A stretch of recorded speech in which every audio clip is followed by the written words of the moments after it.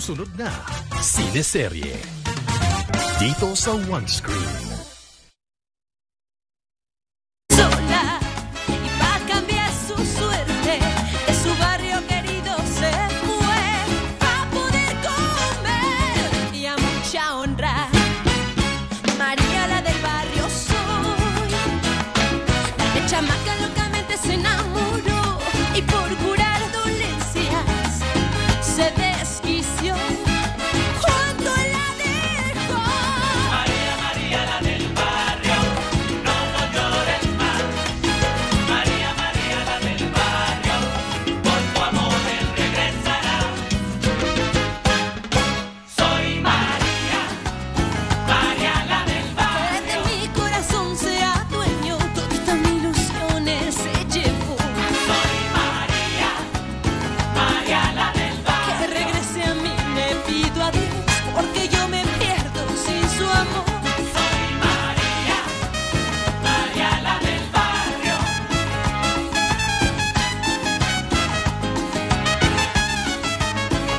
Soy María, María la del barrio.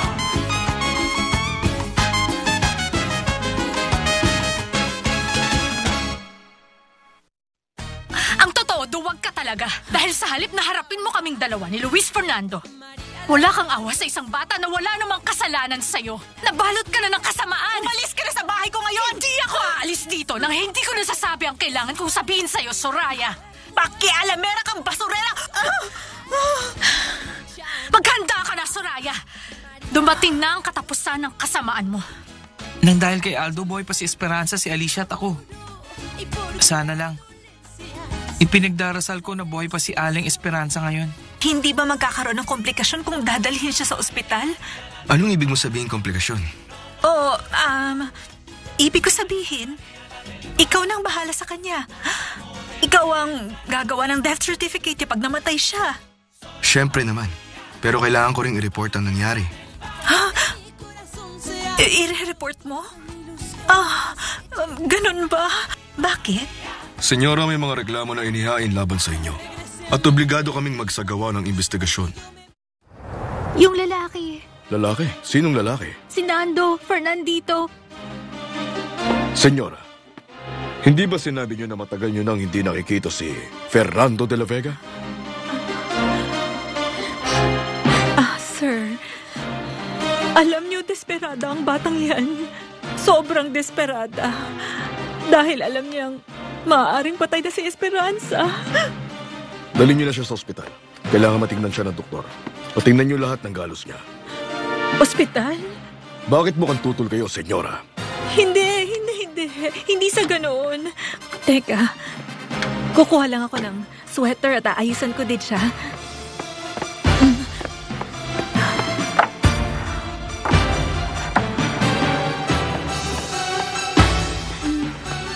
Halika, sandali. Saglit lang. Huwag ka matakot sa akin, mahal ko, ha? Halika na. Sige na.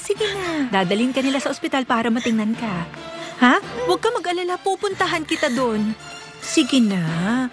Huwag kang matatakot, ha? Sigurado kong buhay si Esperanza. Kung hindi ka magsasalita. Liko. Sige na, dalhin niyo na siya. Ay.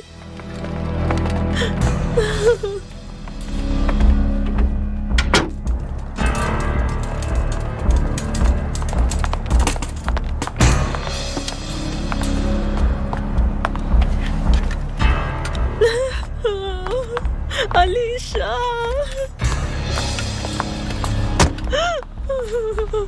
Diyos ko. Diyos ko. Alicia! Magaling ka doon. Mag-ingat ka, ha? Ingat ka, Alicia. Oh, hindi. Hindi niyo siya dadalhin sa isang institusyon, hindi ba? Hindi, makakaasa ka. Dadali siya sa ospital para matingnan. Punta natin yung yaya. Diyos ko. Napakasakit makita umalis si Alicia dito sa bahay. Ang batang yun lang ang kaligayahan ko. Sir, huwag niyong hayaang may mangyari sa kanya. Utang na loob.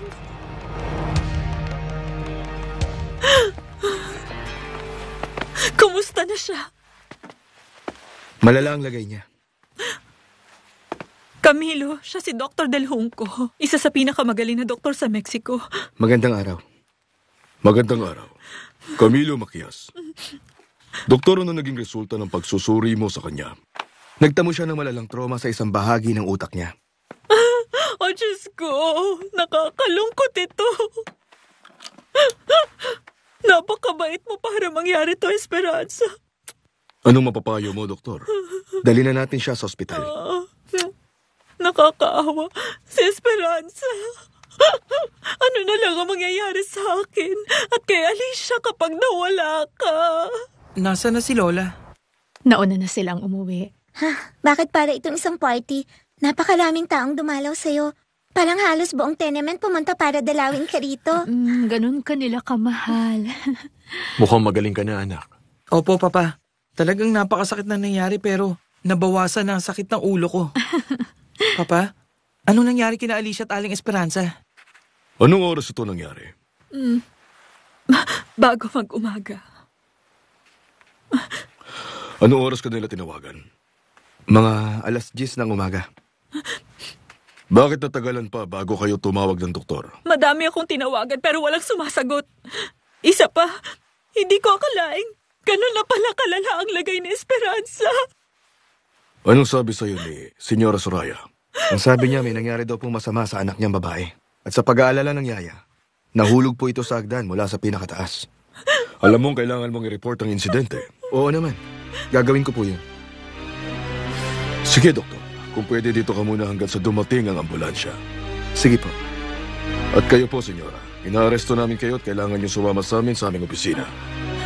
Y a mucha honra, María la del barrio soy.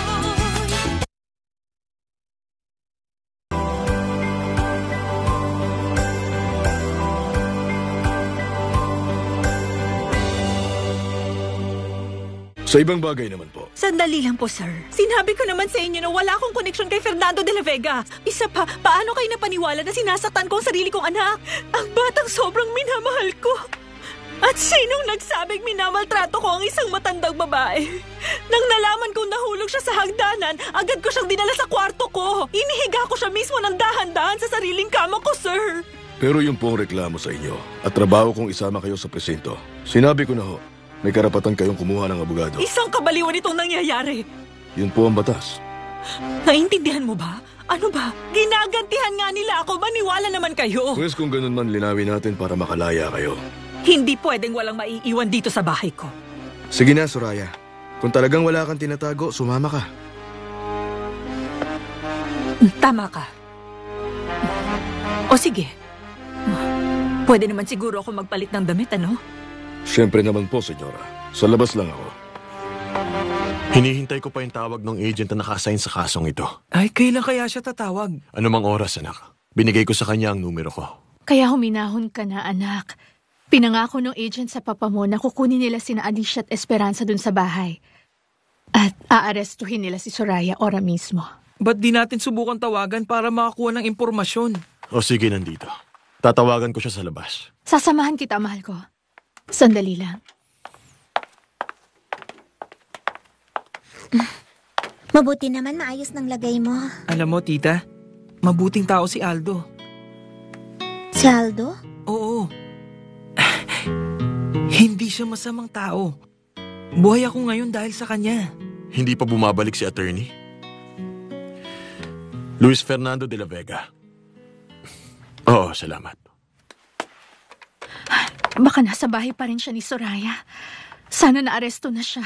Oo, sana nga. Luis Fernando. Alam mo kasi, pumunta ako sa bahay ni Soraya. Kailan? Kanina.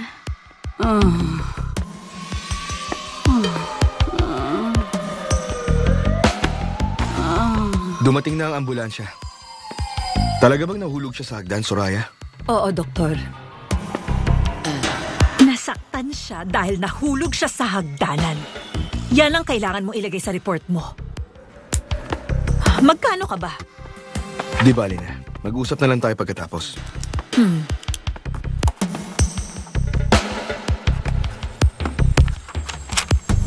Heto.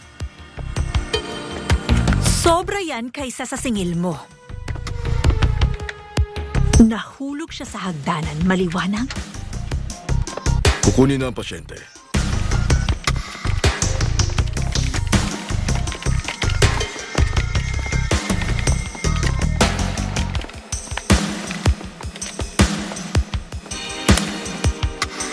Niligtas ni Aldo si Alicia at saka si Aling Esperanza. Hindi niya iniwan yung dalawa hanggang sa oras na maligtas at madala ako dito sa ospital. Ay, antayin natin makalabas ako dito at tignan natin kung anong pwede natin gawin para kay Aldo. Ayos lang ba yon? Oo naman. Hindi kasi ako matahimik. Gusto kong kausapin si Soraya nitong mga nakaraang araw dahil ayoko na ng gulo. Para matapos na tong problema. At gusto kong turuan siya ng leksyon gaya ng ginawa ko noon sa kanya. Noong una akong dumating doon sa bahay ninyo. Pero pinigilan ko lang. Salamat sa Diyos. Lalala lang ang mga bagay dahil nasa bahay ka niya. Kaya nga pinigilan ko eh.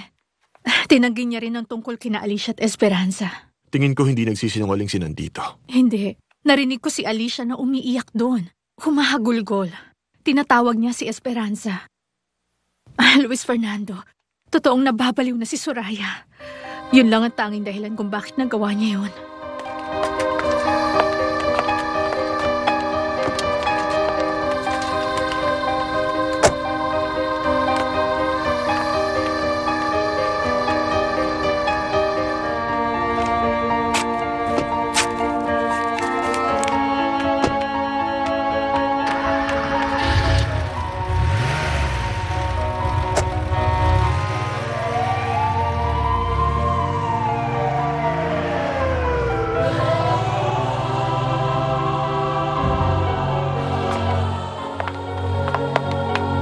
Handa na ako.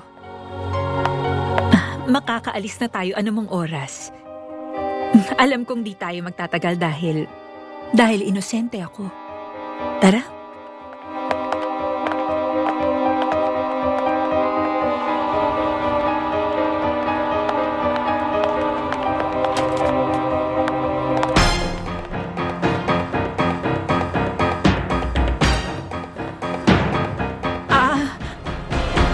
Ayan yung pulubi. Kawawa naman. Teka, bibigyan ko ng pera. Madalas ito. Binibigyan ko siya ng pagkain. Yan din ang sabi ko sa mga katiwala ko.